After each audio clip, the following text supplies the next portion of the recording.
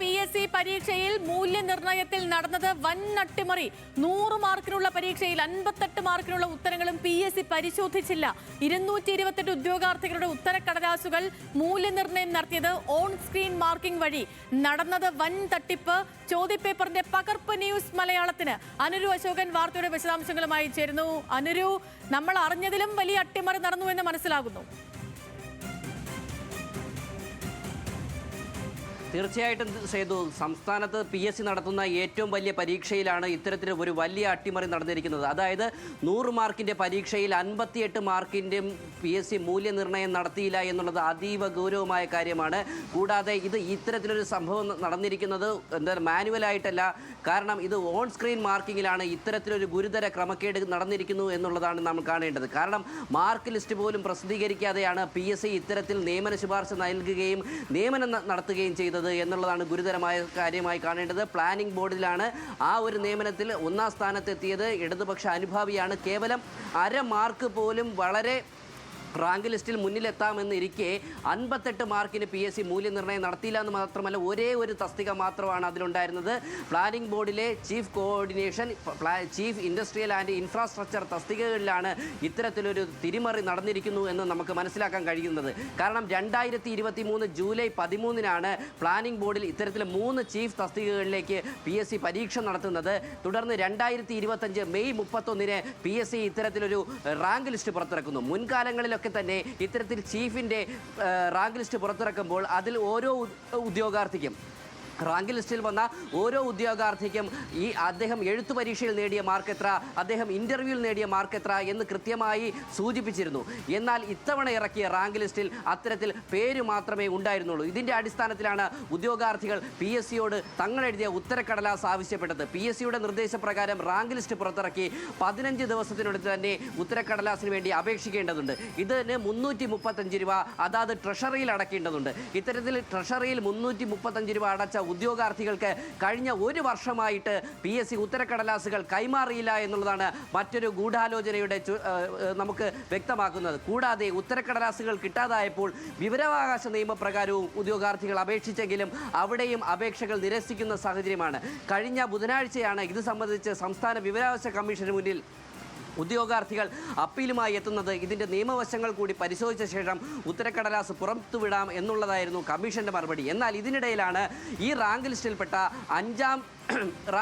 ഈ റാങ്ക് ലിസ്റ്റിലെ 5ാം റാങ്കുകാരന് PSC ഉത്തരക്കടലാസുകൾ upload ചെയ്തു കൊടുക്കുന്നതും ആ ഉത്തരക്കടലാസുകൾ പരിശോധിച്ചപ്പോഴാണ് 9 മുതൽ 18 വരെയുള്ള ഉത്തരങ്ങൾ PSC പരിശോധിച്ചിട്ടില്ല എന്ന് കാണുന്നത്. നമ്മളിപ്പോൾ ആ ഉത്തരക്കടലാസ് പേപ്പർ 1 PSC പരീക്ഷ നടത്തിയ പേപ്പർ 1-ലെ 9 മുതൽ 18 വരെയുള്ള ചോദ്യങ്ങൾ പരിശോധിക്കുമ്പോൾ 58 മാർക്കിനാണ് ഇത്തരത്തിൽ പരിശോധന നടത്താതെ പോകുന്നത്. എന്താണ് ഓൺ സ്ക്രീൻ മാർക്കിംഗ് എന്ന് പറഞ്ഞാൽ, PSC ഇത്തരത്തിൽ പരീക്ഷകൾ സുതാര്യമാക്കുന്നതിന് വേണ്ടിയിട്ടാണ് ഓൺ സ്ക്രീൻ മാർക്കിംഗ് കൊണ്ടുവന്നത്. അതായത് ഇത്തരത്തിൽ ഉത്തരക്കടലാസുകൾ അതീവ സ്കാനറുകൾ വഴി സ്കാൻ ചെയ്ത് കമ്പ്യൂട്ടറിലേക്ക് മാറ്റുകയും ഈ കമ്പ്യൂട്ടർ സ്ക്രീനുകൾ മൂല്യനിർണ്ണയം നടത്തുന്ന അധ്യാപകർക്ക് കൈമാറുകയും ഈ അധ്യാപകർ പ്രത്യേക സെർവർ വഴി മാർക്ക് രേഖപ്പെടുത്തി PSCയുടെ സെർവറിലേക്ക് ഈ മാർക്ക് രേഖപ്പെടുത്തി കൈമാറുന്നതുമാണ് രീതി. അപ്പോൾ ഇത്തരത്തിൽ ഒരു സംവിധാനം കൊണ്ടുവരുന്നത് തന്നെ മാനുഷികമായ തെറ്റുകൾ ഒഴിവാക്കാം എന്നുള്ളതാണ്. കാരണം 100 മാർക്കിനുള്ള മാർക്കുകൾ കൂട്ടിയെടുക്കുമ്പോൾ അധ്യാപകർക്ക് ഒരുപക്ഷെ 1/2 മാർക്ക് വല്ലോ തെറ്റിയാൽ അത് ആ റാങ്ക് ലിസ്റ്റ് പിന്നീട് PSCയുടെ ഒരു അഭിമാനത്തെ തന്നെ ചോദ്യം ചെയ്യാവുന്ന നിലയിലേക്ക് കേസുകൾ വഴിമാറുമെന്ന് കണ്ടാണ് ഇത്തരത്തിൽ ഓൺ സ്ക്രീൻ മാർക്കിംഗ് കൊണ്ടുവന്നത്. നമ്മളിവിടെ കാണേണ്ടത് 58 മാർക്കിന് പോലും ഈ ഉത്തരങ്ങൾ രേഖപ്പെടുത്താൻ രീതിയിൽ 2 പേപ്പറുകളുള്ള പരീക്ഷ, അതിൽ ആകെയുള്ള 100 മാർക്കിൽ 58 വരുന്നത് ഈ ഭാഗത്ത് നിന്നാണ്. അതും മാത്രമല്ല, ഈ 1.5 ലക്ഷം രൂപയിലടക്കം ശമ്പള സ്കെയിലിൽ വരുന്ന വളരെ നിർണായകമായ ഒരു പരീക്ഷ, അതും ചീഫ് സെക്രട്ടറിയുടെ ഏറെക്കുറെ ആ റാങ്കിലേക്കൊക്കെ വരുന്ന ആസൂത്രണ ബോർഡ് നടത്തുന്ന ഏറ്റവും ഉന്നതമായ പരീക്ഷ, അവിടെയാണ് ഈ വമ്പൻ ക്രമക്കേട് നടന്നിരിക്കുന്നത്. ആ ക്രമക്കേടിന്റെ കൂടുതൽ വിവരങ്ങളായി പുറത്തു വന്നുകൊണ്ടിരിക്കുകയാണ്. ഇന്നിപ്പം യോഗമൊക്കെ ചേരുന്നുണ്ടല്ലോ PSC. ഈ വിഷയം അടക്കം ചർച്ചയ്ക്ക് വരില്ലേ? തീർച്ചയായിട്ടും സേതു, ഇപ്പോൾ യോഗം 10 മണിയോട് കൂടിയാണ് യോഗം ആരംഭിക്കുക. ഈ വിഷയം അടിയന്തരമായിട്ട് നമ്മൾ ഈ വാർത്ത പുറത്തുവിട്ടതിന് പിന്നാലെ തന്നെ കേരള അഡ്മിനിസ്ട്രേറ്റീവ് ട്രിബ്യൂണൽ ഈ വിഷയത്തിൽ ഗുരുതരമായ ക്രമക്കേട് കണ്ടതുകൊണ്ട് തന്നെ സർക്കാരിനോടും PSCയോടും വിശദീകരണം 3 ആഴ്ചയ്ക്കുള്ളിൽ വിശദീകരണം നൽകണമെന്ന് പറഞ്ഞിട്ടുണ്ട്. പക്ഷേ ഇന്ന് അടിയന്തര യോഗം ചേരുകയാണ്. എങ്ങനെയാണ് ഈ ഒരു വലിയ തട്ടിപ്പ് അരങ്ങേറിയതെന്നുള്ളതാണ് മനസ്സിലാക്കേണ്ടത്. കാരണം PSC 15 അംഗങ്ങളാണ്, ഇടതുപക്ഷ അനുകൂലികളായിട്ടുള്ള 15 ചെയർമാൻ അടക്കമുള്ള 15 അംഗങ്ങളാണ്. ഈ 14 അംഗങ്ങൾക്കും ഇതെങ്ങനെയാണ് സംഭവിച്ചതെന്ന് അറിയില്ല. പരീക്ഷാ കൺട്രോളർക്ക് ഇതെങ്ങനെയാണ് സംഭവിച്ചതെന്ന് അറിയില്ല. അപ്പോൾ ഇത്തരത്തിൽ ഇത് അറിയാവുന്നുള്ളത് PSC ചെയർമാനും ടെക്നിക്കൽ ടീമിനും മാത്രമാണ്. അദ്ദേഹം ഈ കാര്യങ്ങൾ ഇന്ന് നടക്കുന്ന യോഗത്തിൽ വിശദീകരിക്കുമെന്നാണ് അറിയുന്നത്. കാരണം 58 മാർക്ക് എന്ന് പറയുന്നത് ചില്ലറ കാര്യമല്ല. ഒരു തസ്തികയാണുള്ളത്. അര മാർക്ക് പോലും റാങ്ക് ലിസ്റ്റിൽ വലിയ മാറ്റമുണ്ടാകുന്നിരിക്കെ എന്തായാലും PSCക്ക് ഈ 10 മാർക്കുകൾ അല്ലെങ്കിൽ ഈ 10 ചോദ്യങ്ങൾ പുനർമൂല്യനിർണ്ണയം നടത്തേണ്ടതുണ്ട്. ഒരു പക്ഷേ റാങ്ക് ലിസ്റ്റുകൾ തന്നെ റദ്ദ് ചെയ്യേണ്ട ഒരു അവസ്ഥ സാഹചര്യത്തിലേക്ക് എത്തും. എന്തായാലും ഈ കാര്യങ്ങൾ ഇന്ന് ചേരുന്ന കമ്മീഷനിൽ PSC ചെയർമാൻ അംഗങ്ങളോട് വിശദീകരിക്കും എന്നാണ് അറിയാൻ സാധിക്കുന്നത്. സേതു, ഇതിൽ 2025 ഫെബ്രുവരി മാസത്തിൽ ചുരുക്കപ്പട്ടിക വരുന്നു. അതിനുശേഷം മെയ് മാസത്തോടുകൂടി ഇതിൻ്റെ നിയമന ഉത്തരവ് വരുന്നു. മനസ്സിലാക്കിയെടുത്തോളം അതിനുശേഷം പിന്നീട് ജൂണിൽ തന്നെ നിയമനവും ഒക്കെ വരികയാണ് 1ാം റാങ്കുകാരന്. അതിന് പിന്നാലെ ഇതിൽ പരാതിപ്പെടാൻ ആർക്കെങ്കിലും എന്തെങ്കിലും പരാതി ഉണ്ടെങ്കിൽ സമീപിക്കാം എന്ന് പറയുന്നു.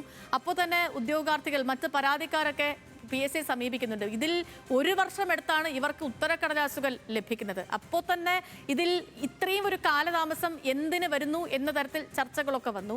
ഇതിപ്പോൾ അതിലും നീണ്ടു പോകുന്നുണ്ട്.